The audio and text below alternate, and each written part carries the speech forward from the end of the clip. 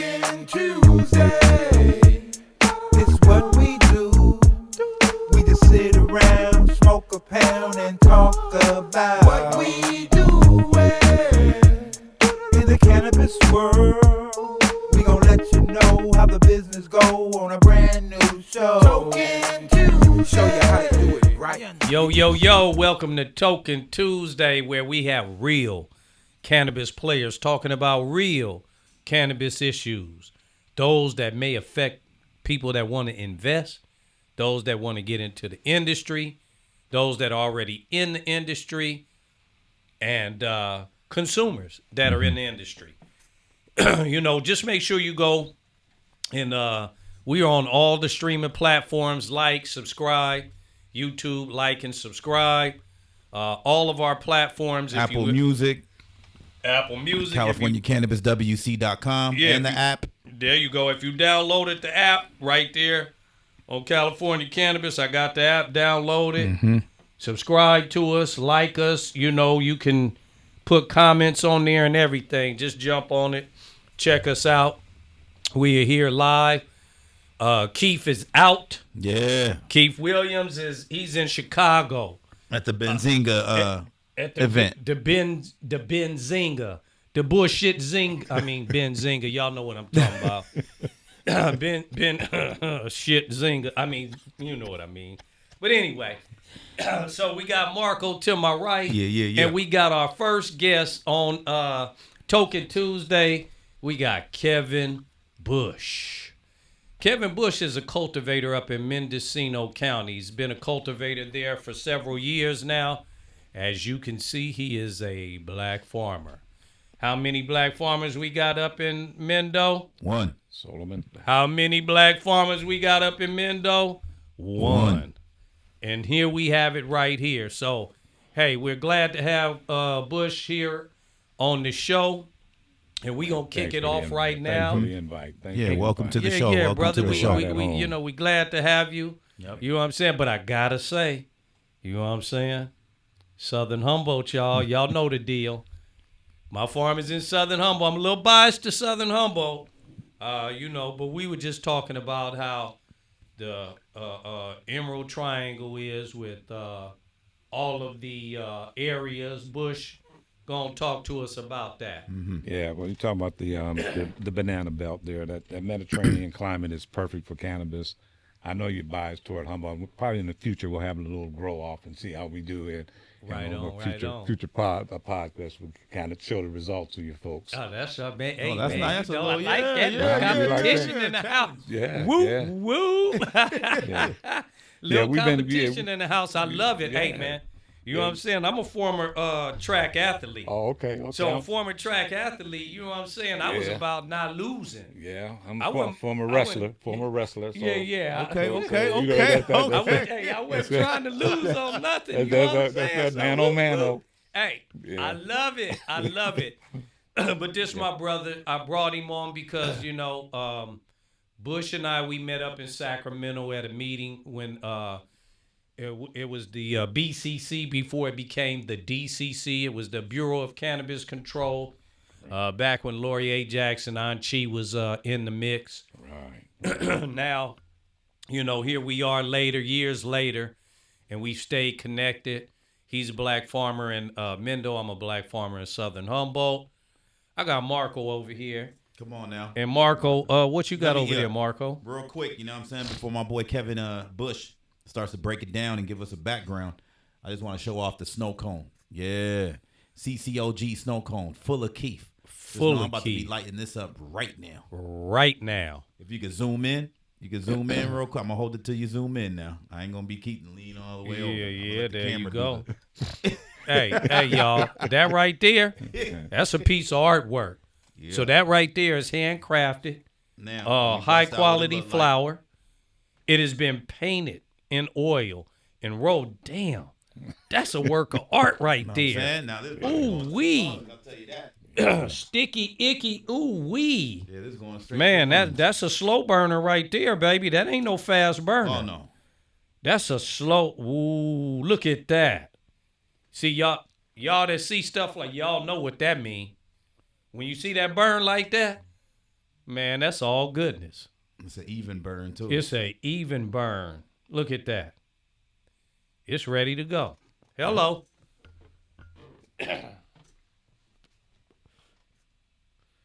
You see what I'm saying?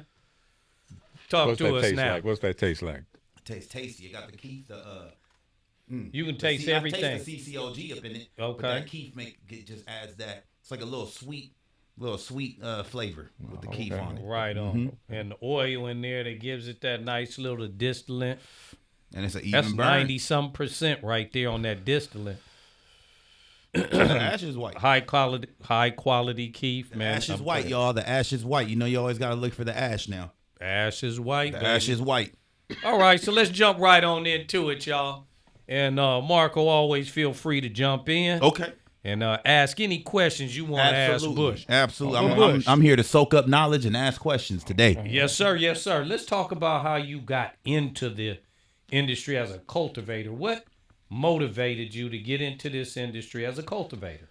Well, I began as a director of a medical clinic in Bakersfield. Didn't start in Bakersfield. Actually started in Long Beach. And when we moved into Bakersfield, a lot of my pain management patients were using cannabis. Okay. Right, and those who used cannabis didn't visit the office as much as those other ones who were seeking the opioids. Mm-hmm. So I knew long ago that cannabis was really it's a medicine, right? So I got into the business not in cultivating, but under the Compassionate Care Act, I started with a dispensary. Right, so we had So a you collective. got in- We had a collective. So he got in under the CUA, which is the Compassionate Use Act, back in Prop 215. 215. Yes, sir. That was voted in and introduced in 1996. 96, yep. That's right. So we were doing really well, and I had a large following, but then I was also on the Black Chamber of Commerce. So I was the executive director on the Black Chamber of Commerce, and I got that phone call from the city attorney that, hey, listen, you guys, we really don't have an ordinance supporting these collectives and things. It's not illegal, but in the future, so I saw the writing on the wall. Now I'm black. Mm-hmm. There's a lot of facilities in Bakersfield, but I got the call. So I told them, listen, I'll shut down. So I did. That was in 09, maybe 10. Mm-hmm. And I said, well, I'm going to where I know I'm not going to have a problem with cannabis. So that's when I went north. Okay. Right. So now I did actually, to your credit, I did start looking in Humboldt. Right on. Yeah. And then ended up, like I said, and we got 80 acres up there in Mendocino, and began cultivating under the Sheriff's 99 plant program. Okay. Up there. So it's been a road. Things are going real well until this recent shit show that we have. Yeah. In the industry. But I'm in it for the long haul. So we'll be arm in arm down the road together. Bro. Right on. Right on. That's right. Right on. Right That's on. right. That's right. So, what motivates you every day? We understand that this has been a very change over the past. I would say at least 3 to 4 years. This has been a serious. It's been a serious market swing, a change in the market, change in pricing. We saw a lot of people fall off in the past couple of years. Oh yeah. A lot Absolutely. of farmers die off. A lot of brands die off. Right. A lot of owners and operators die off. Mm-hmm. We didn't see, man, how many. We can't even count how many brands, Marco, that we have seen fall off in this industry. We were just talking about a brand the other day. It was a brand called Cut and Dry. Oh, Cut and Dry, remember? Yeah, Cut and Dry, and they were one of the first value brands as well. Man, a quality brand. You Yeah. don't see them around no more. Condescent. Yeah. You don't see them around anymore. There are a whole bunch of other brands we could probably name off the top of our heads that we used to carry, and they're no longer in the mix. Yeah. Like they have come and go. Yeah. So with that being said, in the climate today, where we had talked about in the last episode how pounds used to cost this, and now they see. I was in the industry when pounds was $6,000. Yeah. I was in the industry when depths were going for $1,800. Arizona was 500. Yeah. That's Arizona. That's AZ. 600, 7 for AZ. You thought you was getting a deal Come on, man, talk to me. for the AZ. Exactly at that price. So the the prices have swung drastically. Now, I know with the prices swinging drastically, it's affected a lot of cultivators. Absolutely. How has that, what we call the race to the bottom, how has that affected you as a cultivator? Well, as a cultivator, I'm not in it for the money. See, if I was in it for the money, I probably would have folded up my tent, long ago. Right on. But this is legacy for me. My son's a grower, Okay. right? So I'm looking beyond me with the farm. So the market has to bottom out, and it has bottomed out. So we're fine where we're at. We finance pretty much from real estate holdings our operation. Okay. So we're not reliant on the market, so Yes. we can kind of wait it out Okay. until things get better. See what the brother said? And that's what that And that's can you beautiful. Please, say that again. That's beautiful. Yep. That's beautiful because a lot of us are not in those positions to be able to wait a market out. Some of us came in trying to make this happen. Just this weekend, Saturday, I was at San Diego City College teaching a course, social equity, right? And, I told you we had a contract for San Diego County to do the social equity program. And so I was down there, just kind of teaching. Me and Tyrone, Dr. Freeman, were teaching regarding social equity. And I just, did an overview of that. And a lot of the people that have entered into the social equity program, unfortunately, have come in, how can I say, not funded properly. No experience. No funding. Right. They're looking for something. So, and then what little bit of money that they have is not enough money to carry them through. So, excuse me, I see you as one of the fortunate ones to be able to come into the market just kind of a little bit with your shit together, so that you're able to be able to wait this, what I always call a purging period out. Right. So that's exactly what it is. Do you see anything happening, or if you were to predict what the future would look like after you sat and waited this out, what would that look like to you? Well, once it gets to the point where we can do direct to consumer, and all the middlemen are out of the way, moved out of the way, yeah, we're going to be fine. I think the market, the farmers will do, those who can survive the purge, are going to do fine. When it goes from Schedule 1 to Schedule 3, that's going to help we'll be able to write off expenses. And then if it gets descheduled, then the game's over. I mean, we'll be able to compete directly, with, and we've got good weed. So if you got good weed, you're going to be fine. Absolutely. I do have a question. Yes, sir. I think the audience would probably like an example of, because I think it is very important for our black people, but just anybody, honestly. So you said that you're not reliant on the market because your real estate portfolio can carry you over. Can you give an example of that and what that means exactly? Well, for example, real estate, that's my background is real estate, so I buy probate property. So when I bought the property to the point where it's not going to kill me to keep my property. And when you say property, you mean the 80 acres? 80 acres, yeah. And we also have, medical building in Los Angeles, and we have, residential properties, so forth. So that will sustain my family, even beyond me, through trust and so forth, right? So they can already got business. Income past cannabis. Yes. Yeah. So it's but I know that coming out of California, there has to be a strong black presence coming out of California. We're a large population of users, our people. Yes. Right. And there's so few cultivators. You're looking here, and the whole triangle. There's 3. Yeah. Probably about 3 or 4. Yeah. And there probably maybe a few that we aren't aware of. So I would even go as far as to say that maybe less than 10, because I say there may be 4 out there that we're unaware of. We know it's you. We know it's me. Right. We know it's the other brother, and I can't think of his name, that got that brand. He's a brother with the dreads that got the brand. Safi. Safi. Safi. Shout out to Safi. Yeah. Safi. Safi Right. So THC. Safi's in the mix. Right. Philip was in the mix, and Philip's out now. Okay. He Oh, couldn't. man. He couldn't Phillip. sustain. Yeah. So that's a fallen soldier. So it just kind of left us in the mix now. So I think it's back to just a few of us. Right. Once again. Right.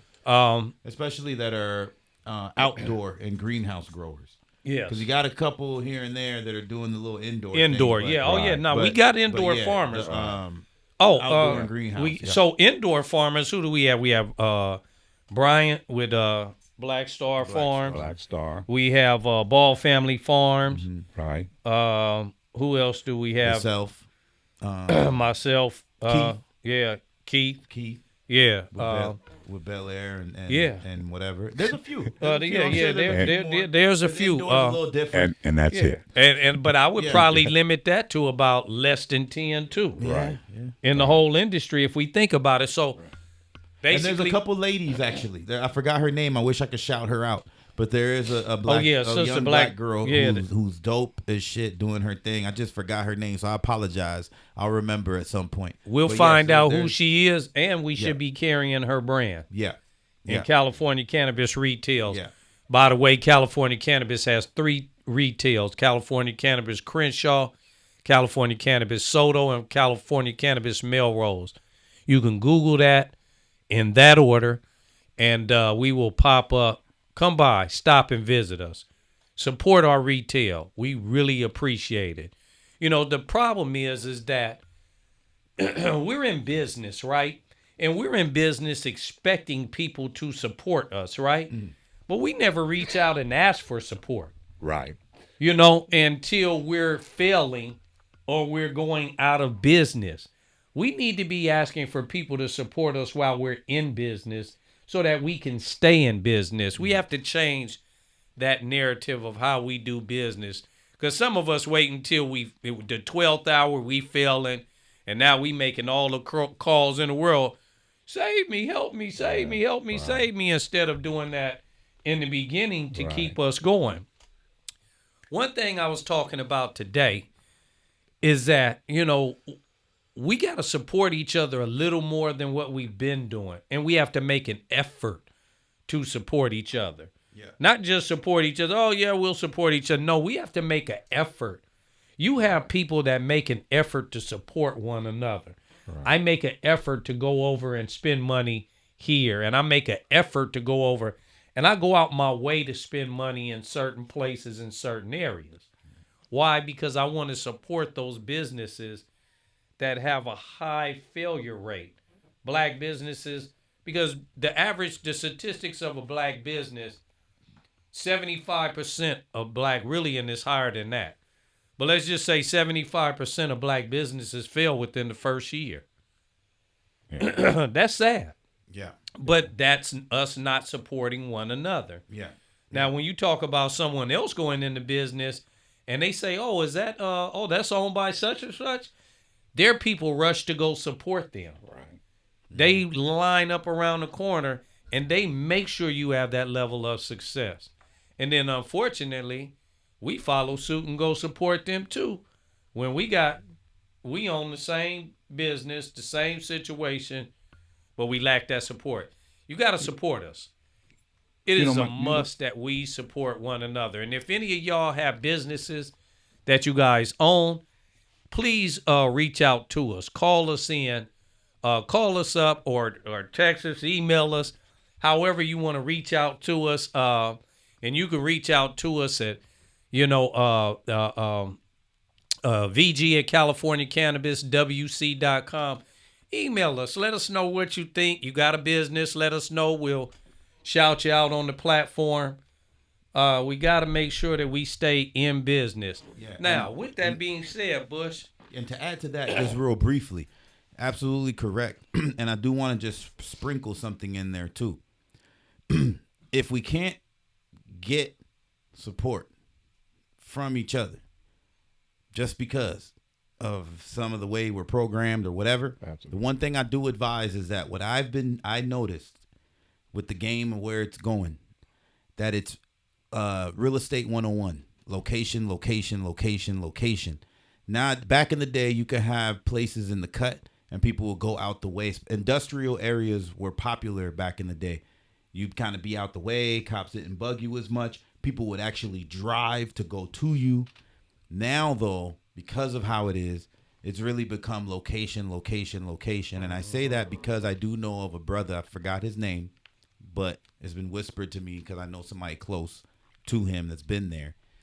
And there's a brother with a social equity, but he opened up right by USC.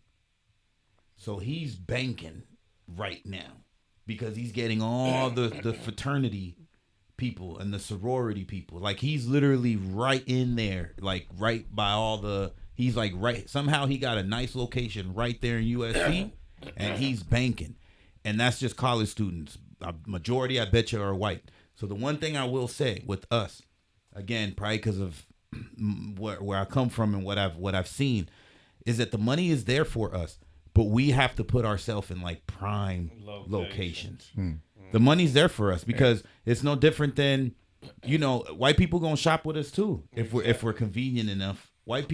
Chinese people gonna shop. It's just. Well, let me tell you something. One thing about business, if you open up a business, people will shop with you, regardless of who the owner is. Yep. At the end of the day. And like you said, if you're in a certain location, particular location, those people in that community will support you if you run a good business. Right. You just run a good They business. don't give a darn who you are. They don't care who you are. They don't care what you look like. Exactly. Right? Is your But price if you right? run a, Is your customer service right? Is the ambiance correct? First off, is your aesthetics fit the neighborhood? Exactly. You know what I mean? Are you out of place? Okay, you decide to come and be one of us? Great. We're going to just be here because it's what we do when we shop anyways. Exactly. You know what I'm saying? Yeah. Yeah, so when you get a business, run it like a business. Yeah. You know what I'm saying? And so that brother over there, he's running it like a business. He was smart enough to get a right location, jumped in there. And he's killing it. He's busier than a lot of stores. I don't care who, white, Chinese, Armenian, whoever, Korean, whoever, everybody else that owns something. This dude killing it just because he's right there. He got the right location. He giving looked it to up all and the got the college right location. Yep.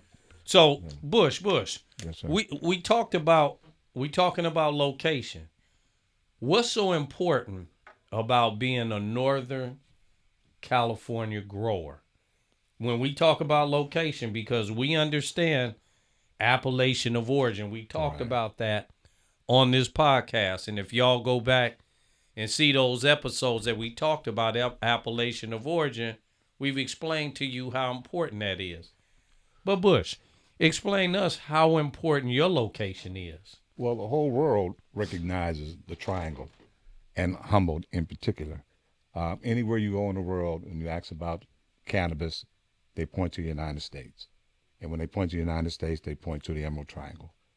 And then they point to Humboldt, right? And so coming out from a marketing perspective, you can't beat that. Absolutely. So then when you fast forward 5 years from now, everything is settled, with the feds and so forth. Now that coin coming out with that marketing is going to be A1. A1. So what he's saying is that just like the marketing for peaches from Georgia, oranges from Florida, potatoes from Idaho, whiskey from Kentucky. Right. You know what I'm saying? All of these things, cognac, champagne from France. You know what I'm saying? All of the things that we know these places are phenomenal for, Russian, vodka. The places that we know that if we want the best of the best, where to go to get it. That's right. You're saying that the best of the best and where to go to get that is in the Emerald Triangle. That's right. Now, allegedly, 40 years ago, someone like me would have been traveling up to the mountains and bringing cannabis back into the inner cities. That was the traditional distribution system for cannabis in California, was black men, and Hispanic, but primarily black men bringing it down into the. Now, they actually just started out, I think they got about a $3 million grant, and they're doing the history of the farmers, the legacy farmers in the mountains. So Berkeley, UC Berkeley is doing that study. So we're pushing to perhaps maybe have them do one on the distribution channels. Of course, now there's very few of us who can actually speak on perhaps the involvement because the feds are still involved. About to say, yeah. Right. You have the luxury, even though it was from hardship that you went through, but you can Yes. speak out. Speak out. Yes. Right. And most can't. They have to preface everything they say with allegedly. Yes. So allegedly I have experience with, being in those distribution channels. Yes. And so in the future that's going Allegedly. Allegedly, yeah. 'Cause you could just, yeah. I like that. Allegedly. Yeah, Because some I ain't got folks allege nothing. Right. Y'all know, hey, it's in black and white. Go type in That's the only good Virgil thing about Grant. getting busted, though. Right. Is Go- that getting busted let you talk about why you got Hey, busted. go and read United States of America versus Virgil Grant. You know what I'm saying? Because that's how they put it in the indictment. United States of America versus Virgil Grant. I could talk that shit now. Yeah. I ain't got to hide nothing. Y'all know what it is. And to the point of the other social equity, like applicants, because see, I saw it and I watched how you reached out and what you did in this community, and how they turned their backs on you, right? Yeah. And so they really missed a beat with that, more than a beat. So, but now there's a lot of money that's sitting in the social equity pool. I just formed a nonprofit, and the acronym is SEEDS, SEEDS, Yes. for Social Equity Economic Development Solutions. Yes. Right, and so we're going to be raising capital to help those who are still holding on, in retail as well, not just cultivation and manufacturing, to help them sustain as they continue to move forward. Because they did it in the beginning in Los Angeles, it became a shit show because folks got the bag and ran out the door with it, right? And so, Exactly. so those that are still around, I think we got great days ahead of us. Yeah. So let me ask you this, Bush, question. Because you talked about something very important about, was it Berkeley? UC Berkeley. UC Berkeley wanting to do the history on, cannabis in California. The one thing when I hear stuff like that, I get concerned. And the reason why I get concerned is because of the source. Yeah. So how do we know that the source that's going to be giving this so-called information or education is a valid source? I'm a real estate guy, right? Now, if I have a property that I'm going to present to you, I better already have it in escrow, Yes. right? Because if I give you the address and I don't have it on lock, then you're going to go, you can go backdoor and get the same thing with data, right? See what UC Berkeley is doing. They'll control the data that they get from those farmers. When I do a grant, I'm controlling the data. So any data that is derived from any studies that are done, we warehouse that data for ourselves. Yeah. Now, I don't trust any of them. So basically, remember I told y'all I was a California cannabis historian? You can trust what I say because I'm telling you what I did. I'm telling you what I was in, what I experienced, what I was involved in, what I helped create. Big difference. You can check my resume. You can Google the name. It's going to tell you everything. I'm always concerned when people talk about California cannabis or people say, oh, I'm an expert at this. Oh, I've been in the industry and I this and that. And I'll ask them 2 questions and they can't answer one. And it lets me know, like, you ain't a real player at this shit. What you did is somebody told you something, you heard something, you read something in some book or some magazine that somebody wrote and didn't fact check. And now it's in the atmosphere and everybody's taking hold to it as truth. What I believe, and correct me if I'm wrong, and what I think is that we should create our own history. And not create, but we should tell our own history because nobody could tell our history, what we've experienced, like we've experienced it. Yeah, we're speaking the same language. That's what I'm saying. But we'll get the money from the same pool that everybody else is getting the money from. Okay. To do the history, but we'll control, just like UC Berkeley. I won't work with UC Berkeley. See, we'll do the same study, and we'll control the data, right? Because what they're going to do, it's going to be in their history, in their books, so forth, all the families and the stories of the families and how they created their strains, et cetera, et cetera. but they won't own their information. They can't exclusively own that. No. Right, because the university has partnered with that nonprofit. Sell out. You see, Sell out. That's what it Yeah. sounds like. yeah, Sound like people are selling out, so they're gonna sell out for a story, maybe for a little paycheck, maybe for whatever. You know what I'm saying? What I really talk about, or what we talk about in Token Tuesday, is we're real cannabis players talking real cannabis shit, real cannabis issues that are pertinent to the history of this industry. Because you can't talk about cannabis and you cannot mention cannabis and exclude the black man. Right. It's just virtually impossible. Possible. right, Because everybody that jumped in this industry jumped in it after us. right, So let's keep it real. Like, wasn't nobody doing no real distribution channels. Right. Wasn't nobody doing no real dropping weed in the projects, or dropping weed in the right. in the ghetto and in the rough neighborhoods. They wasn't even going to be seen caught past that. Right. You see what I'm saying? So, of course, we had to be that conduit, building our relationships back in the day in Northern California to be able to get that weed and bring it down to Southern California and distribute it for ourselves. That's the story. Because I can tell you, I ain't never bought no weed from no white guy in L.A. Never in my history, right. 30-something years of doing business here. I can personally say, I can't speak for everybody else, but I never bought weed from a white. Not saying that I didn't want to. I'm just telling you that they weren't available. Right. They weren't available to me. If I bought weed from anybody, it was somebody that was within my community. And if I bought weight from somebody that brought weight down into my community until I got my own plug. Right. And then when I got my own plug was the first time that I started buying weed from someone that was not black. And that was years later after I done built myself up. Yeah.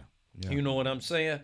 So I say all that to say is that we had a heck of a distribution channel, like Bush just said, that was phenomenal. So I really want us to start really thinking about what that history is going to look like. Bush, let's talk about how big is your farm? Mendocino County allows like a quarter-acre grow, even though we have 80 acres, which we can grow on is a quarter of an acre. And so that's the maximum we can do there. But I'm looking in other areas to expand our growing into legal growing into other, like in Trinity and also in Humboldt, So do you do outdoor greenhouse? We do light depth. So we're in hoop house, and so we darken, so we manipulate the light, and so we light depth, and then we have full term as well. Full term, which is outdoor. Outdoor. Right. Full term. So y'all understand, I always like to be here on this platform, make sure when we speak, a certain lingo that you guys are following us. So when we say full term, we mean outdoor. Outdoor starting your planting season in what month? Like March, depending on the weather, how hard the winter is, get out there. Yeah, because that winter kind of lingered on a little bit. Yeah, and go all the way through October, mid-October, end of October. They call it Croptober. Croptober, yeah. And once again, depending on how the weather, because if it start raining, right, we need to pull them crops before we start getting it molded and bud rot and everything else. That's Because right. that's the worst thing you can do is have your shit rained on and then the sun come out and light it up. A lot of lessons early on, running out, trying to cover things up when they're too late. And yeah, you could lose a crop that way. Y'all know what I'm talking about. But yeah, And just wanted to say that. And so what are you doing with the rest of the acres? Well, we're going to be doing other crops in the future, but right now we just that's just our cannabis grow, and we just acquired the property behind us. We're probably going to do actually with Keith, we acquired another 80 acres, and we're going to be growing olives and probably figs on that parcel and stuff. So Very good. Yeah. Very good. Yeah. That's See, where the real money at. and that's what I'm going to be doing. So and I'm glad you asked that question because on my 120 acres, I want to parcel out just a good batch of that land to grow vegetables, to grow fruits, to grow all kind of things because I'd rather grow my own stuff organic. I know my stuff is organic. right. You know what I'm saying? I Right. know You feed your family. exactly. Right. And if anything ever go down, That's you know right. what I'm saying? The first thing, if first thing, like you look at what happened in Ukraine, you look at what happened in Gaza, and in Palestine. The first thing they want to do is cut the food off. Yep. So you can be self sufficient. You got food growing on your land. Okay, they can cut the food off all they want. They can't cut it off to you. Right. Because you still gonna be growing your crops. That's right. That's the beauty of having your own land. I was just talking about, excuse me, we kind of lost where what we've been through to utilize it to what we should be today. You talk to the average black person, they can't tell you shit about growing. Right. And we're the original farmers. Come on, man, talk to me. Yeah. We the original farmers. That's right. We was so much of the original farmers that they brought us from Africa to come over here to farm for them. You see what I'm saying? Mm-hmm. And we grew the best everything. And they ate good. Boy, I bet you them folks' lifespan was long living with the good food that they was eating that we grew. You know what I'm saying? And then when slavery was over with, and some of us had our own land,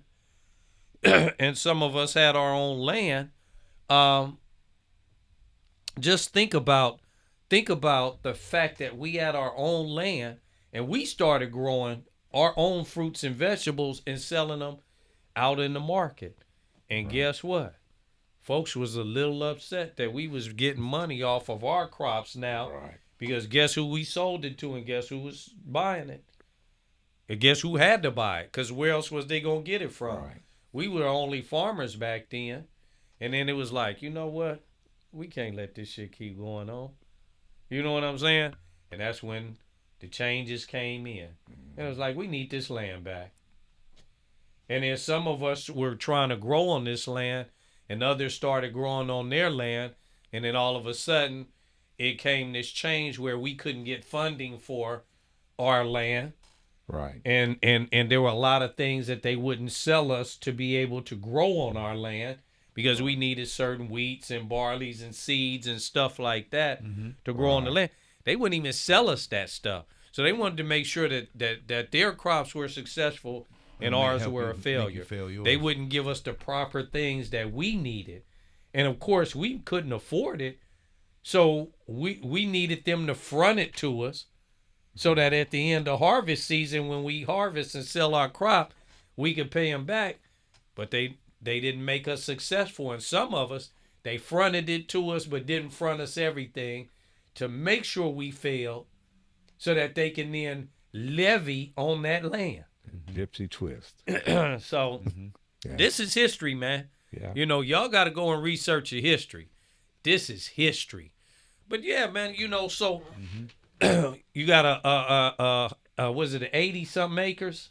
80 acres, and we'll close on the other 80 probably tomorrow. Okay, so almost 166 acres, something like that around there, 176 acres or something like that. So we got 5 acres of growing in Madera County. Okay. On there, so we're actually using that for a nonprofit, so they can come out and teach folks how to grow. We're gonna parcel those off so they can. So going back to what you're talking about. Let me ask you this question. Sure. Why are you purchasing this land, and for what reason? What do you see when you talk about futures and stuff like that? We talk about predictions and projections and things like that. Yeah. What are you predicting and projecting on why you purchasing all this land? Well, I go back to Benedict Bush, right? Born in 1804, right? And then his son, William H. Bush, right? And his son, Andrew R.M. Bush, and then his son, William Alexander Bush, and his daughter, Eva Bush, who was my mother. Okay. Right. So when I go back 220 years, I don't know nothing about him. Right. Right on. 220 years from now, everybody's gonna know about me. Right on. Right, because they're gonna go to school. They're gonna, if they want to get a finance degree, there's gonna be a scholarship for them to go get a finance degree. Right on. Because if they understand this capitalism, they'll be fine.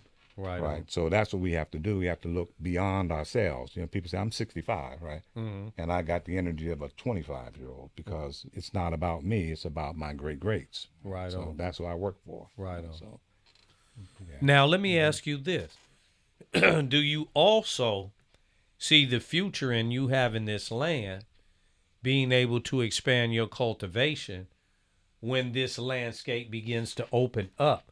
And then now your land becomes that much more valuable, the amount of land you have to cultivate on, so that you can grow that much more cannabis, because now that market is opening up to a broader and wider reach and clientele.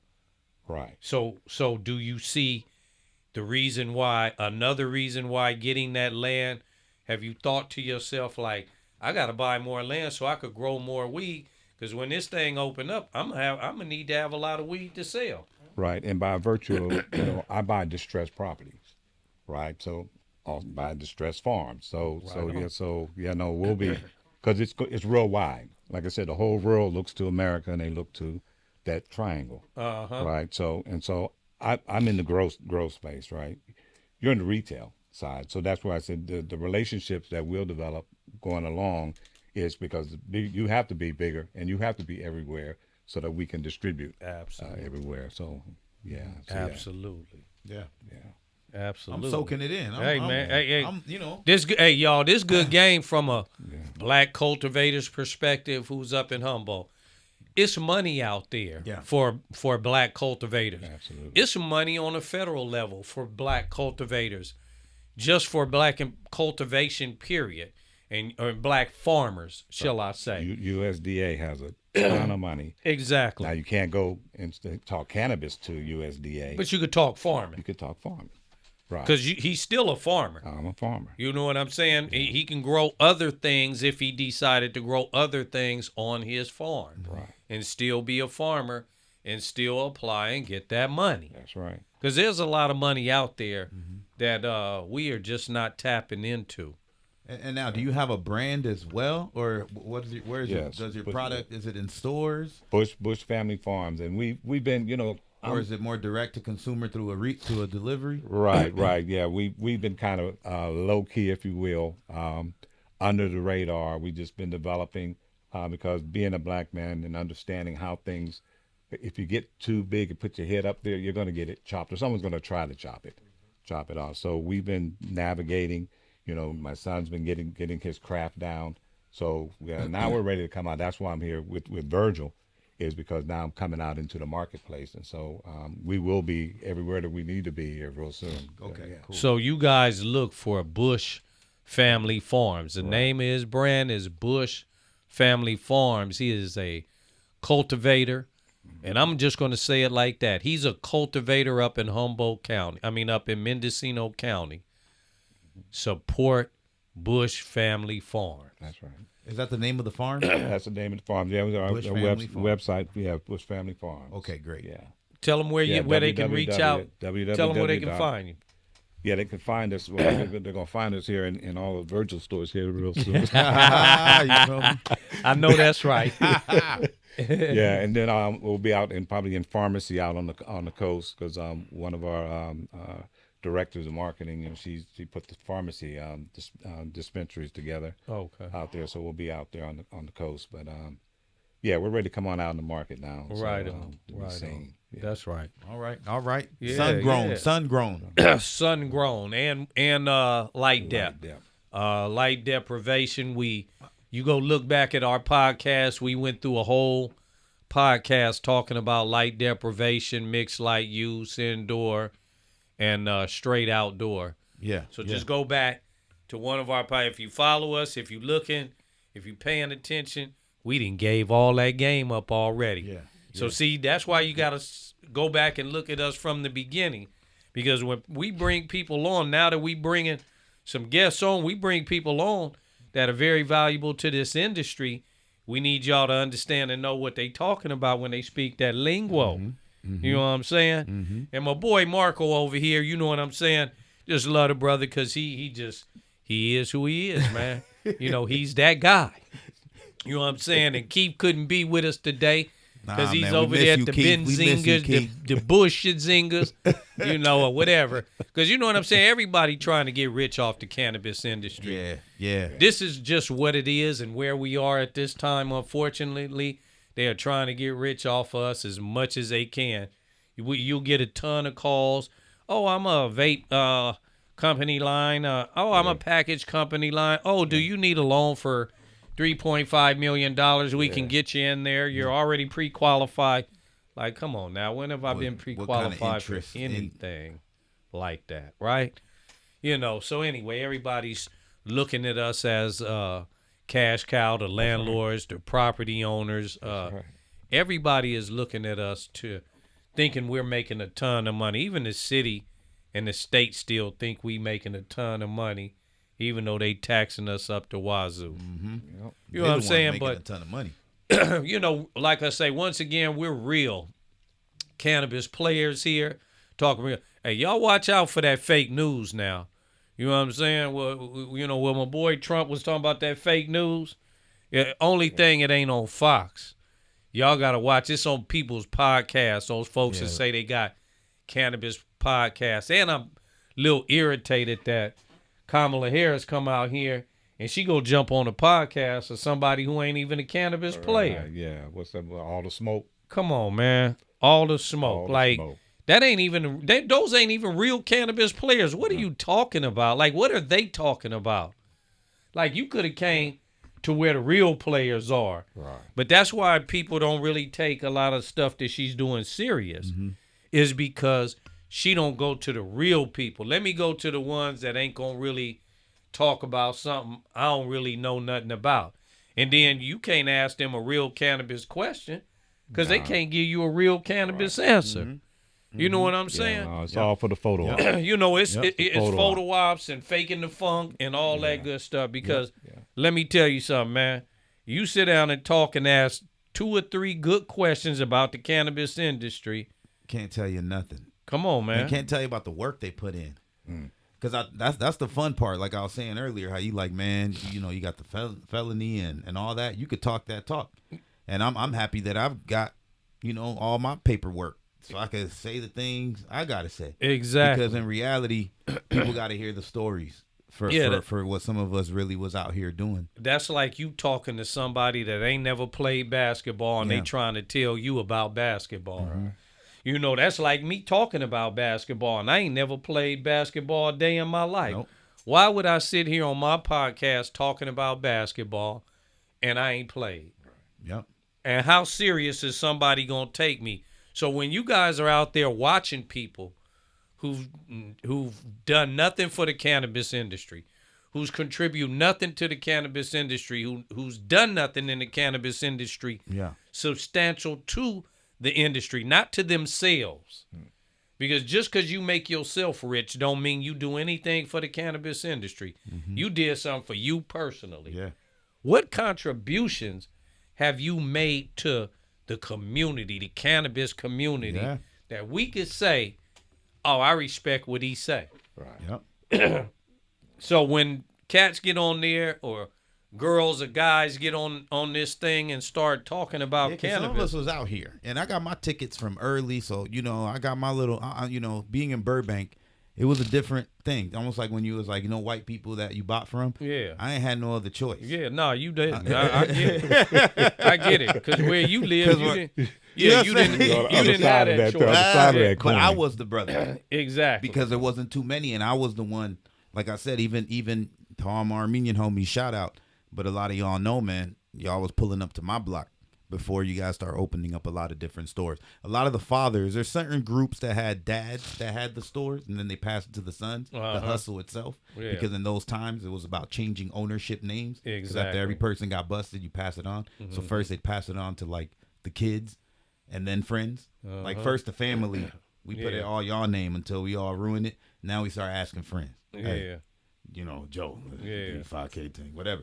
But no, I didn't have no choice. I get it, bro. area. Hey, Yeah. I ain't even mad. Yeah, because they was coming from. But again, where I'm from, we call ourselves, just in our community, because San Fernando Valley, we call ourselves the Humboldt of Southern California, but not because we grow outdoor, but because our whole area, we were all garage people. Yeah. Like there was not one house. We would do garages, or we would get all the high-end houses and just blast out the entire house. You'll see a mansion on the hill, but that whole mansion is Was just a grow. And it's just that was just San Fernando Valley. For you. Absolutely. Like And that's- we didn't have land outside. Allegedly. But Allegedly. Yes. Allegedly. You know. But I do got my record, so you know what I'm saying. Hey, it is a little bit too. You know what I'm saying. Right But on. it's true. That was how we felt in that side. You know, because our whole thing was mass producing. Exactly. Indoor. You know. And let me just be clear so the audience can understand. Everything is a timetable. Yes. And everything is chronological. So when Marco is talking, he is talking through a different era. And I need everybody to understand that. Yeah. Because when you look at me and we talk about me, there was no indoor. Everything was outdoor. Everything was greenhouse. You see what I'm saying? And coming up through that era, and I'm not saying there was zero indoor, Right. because you did have some farmers that were growing in their barns Yeah. that they had blew out when indoor became the thing, right? Yeah. And you got to remember through that time period when that began to happen. So when you talk about me being in the late 80s doing what I'm doing, coming up through the 90s, indoor was not the popular thing. When you talk about the chronic era, when you talk about stuff like that, it wasn't indoor yet. Then all of a sudden we moved into 2004, 2005, 2006. Now these indoors is starting to pop up. 2007, 8 indoors is cracking. 2009, 2010, 11 indoors is off the hook. Yeah. Yeah. You see what I'm saying? Yeah. So we have to understand. I just always like to set a time schedule for you guys Absolutely. to understand what era Marco is talking Yeah, about. because when I was 12, 13, I think chocolate Thai was making its way out. I was because I'm only 41. So when I started since I was 12 years old. That's like 1995.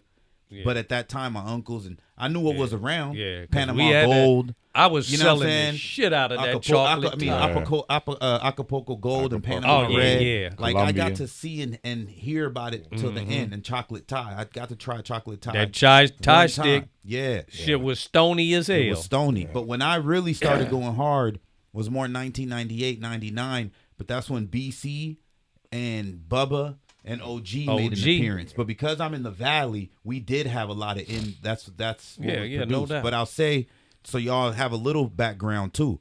The reason why those of us in the Valley went so hard with indoor is because when we discovered OG Kush, there was hardly any environment that OG Kush. It's such a finicky plant.